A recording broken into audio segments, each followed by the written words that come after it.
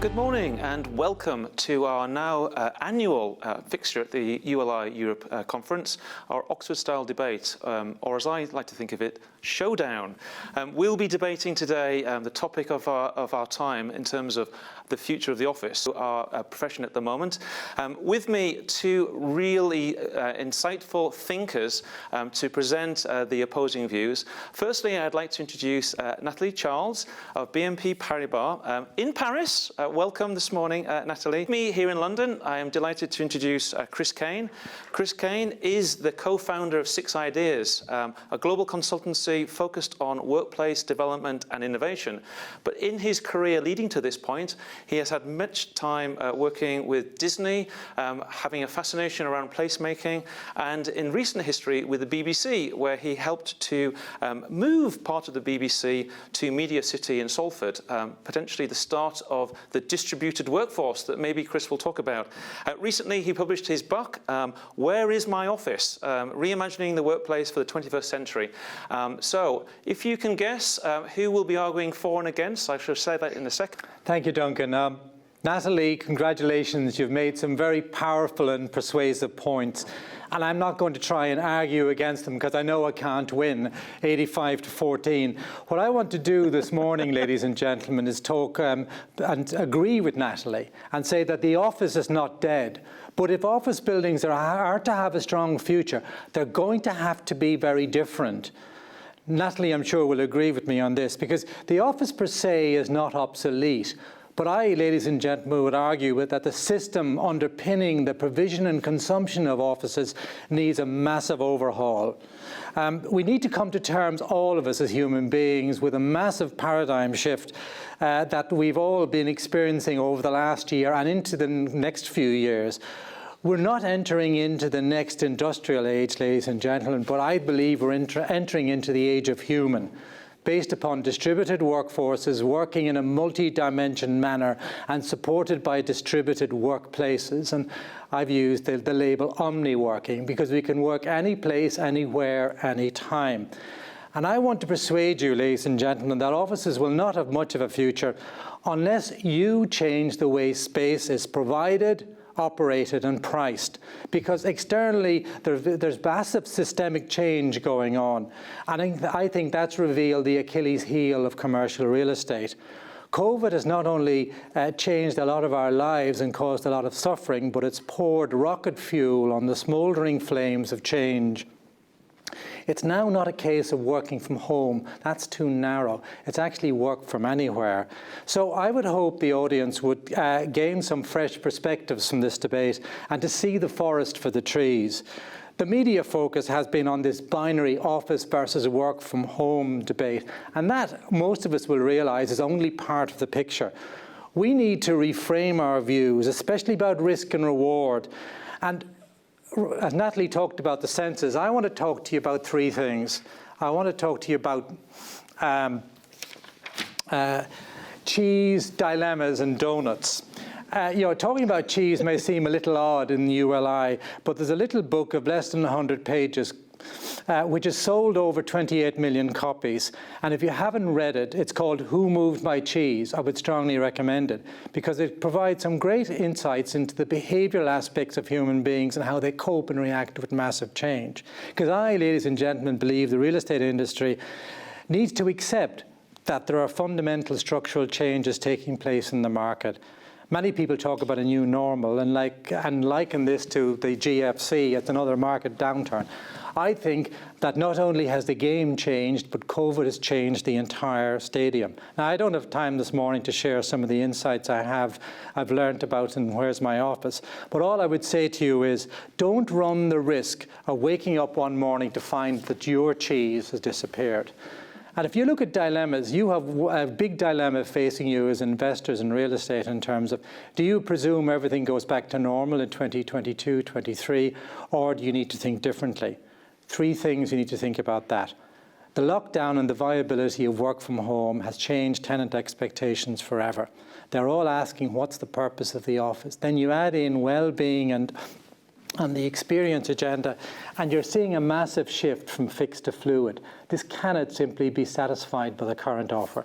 Tenants and customers are demanding more choice than like never before. The current landlord and tenant operating system is cumbersome and unwieldy. The current office building delivery system, as Duncan and I talked about, it's inflexible. Whether it's a new building or existing space, transacting due diligence, fit out, it all just takes far too long. So I would suggest we take a long, hard look at how we generate returns. For a start, do we really know your customer? Do you understand the customer journey from when they decide they need space to actually moving in and the day-to-day running of the building? I can tell you, ladies and gentlemen, from a consumer perspective, the industry is seen as costly, convoluted, and confrontational. I think the time is right now for some fresh thinking. And that brings me to my final and most important point around donuts. I know many of you focus on capital growth and risk management, but how are you going to deal with ESG? We're stewards of the built environment, and so we are responsible, we're accountable for 40% of the greenhouse gas emissions today. And as was so eloquently discussed earlier by Sir David King and yesterday by the CEO of ULI, Ed Walton, this is serious, it's urgent, and it's now. So at 6 Ideas, we're helping clients frame fresh perspectives about all of this, because not only are we going to have to deal with the economic carnage of the pandemic, but the whole climate change aspect, which we just can't avoid anymore. And that's why I think taking a leaf out of Kate Raworth's book, Donut Economics, could be a really useful thing to reframe our approach to growth, and also maybe how we reframe commercial real estate. I would think, we have a choice, ladies and gentlemen. I know I was never going to win this argument, but all I would urge people to think about in terms of, do you want to go down and apply the ostrich principle, or do you want to innovate? If you opt for the smarter option, I suggest you apply the old adage that 2 heads are better than 1, especially if the other head is your customer. Why not join forces to figure out a better system for providing and consuming real estate? Then you will have a strong future for your office buildings. To do this, I suggest 3 things. You need to look beyond the building, the design, the asset. You need to adapt your thinking to the emerging new reality of ubiquitous choice. And you need to reimagine offices, how they're funded, designed, built, and operated in a smarter and, most importantly, a more sustainable manner. Thank you. Chris, we heard from Natalie how we have this existing stock. It can be innovated and developed and reframed, to use your word, in order to support the human-centric, the connectivity of businesses. And over many years, I think, in the world of workplace, we've been collectively working to bring people together to foster innovation, to create those opportunities for spontaneous interactions and collaboration. Isn't that difficult to produce in a distributed and a virtual and a more atomized working environment? Will our businesses become less innovative if they are not together in our existing office buildings? I agree.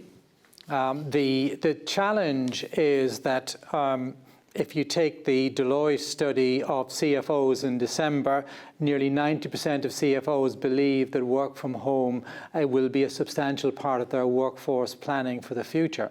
So, as an industry, many of people follow the model, build it and they will come. So we have a huge stock, as Natalie so eloquently described, and, we need to make better use of it, but we also need to make smarter use of it. You take Dropbox as an example. They have rebranded their office buildings and told their staff they can work from home on a permanent basis, but they come to their studios to be creative. And they're also, figuring out more online ways of doing some of the rituals that Natalie described. But make no mistake, even in corporate America, with its love affair of the car, that's in decline. And there are people now, and I've done a lot of interviews with US media over the last 6 weeks, and it's fascinating to hear people, most of them outside of the real estate sector, their views on commuting and their views on we need a better quality of life. So regardless of what we talk about in terms of the marketplace, I think we're at a true inflection point, and I believe that the world is moving to a much more distributed fashion. Because if I were to sum up the views of major corporate decision makers, I would describe it in 3 words. They really are concerned about resilience and surviving the pandemic. They are now more than ever focused on risk, and they're also thinking about reframing in so many aspects. So the continued demand for space, which we've relied upon for many decades, I think that's highly questionable unless we become much more customer-centric and we really think seriously about space as a service and about sustainability rather than pay lip service to it. As we heard yesterday from Lord Foster, the role of our cities in creating a civilization and our citizenship, the urbanity that comes from our cities, surely our office environments help bring people together in the centres of our cities and stimulate our cultural and amenity offers. Chris, 1 final minute of thoughts on this, and then I will reveal where our swingometer has gone to. I think we are going to see a big debate about the definition of the office and place.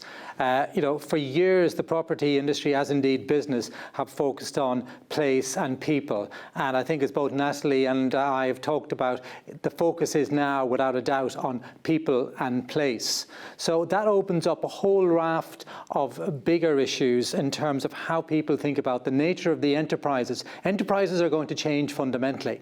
There's no doubt about that, because the office, don't forget, ladies and gentlemen, is a part of the industrial age legacy. So it's all going to be redefined like never before.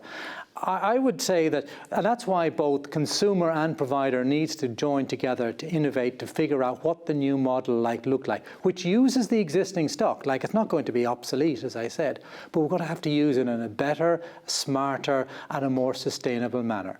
Well, that is a fantastic way to summarise, Chris, because I think both Natalie and you will probably agree on those topics. So whilst our Oxford-style debate is binary, I think we can safely say that the future will be much more blended and blurred and full of opportunity. Our polling results are in. Chris, you managed to double your score to 33% of the audience now thinking the office future may not be so strong. So thank you very much, both Natalie for presenting that and Chris for the arguments against. And we look forward to seeing you all again sometime soon, together in person. Thank you.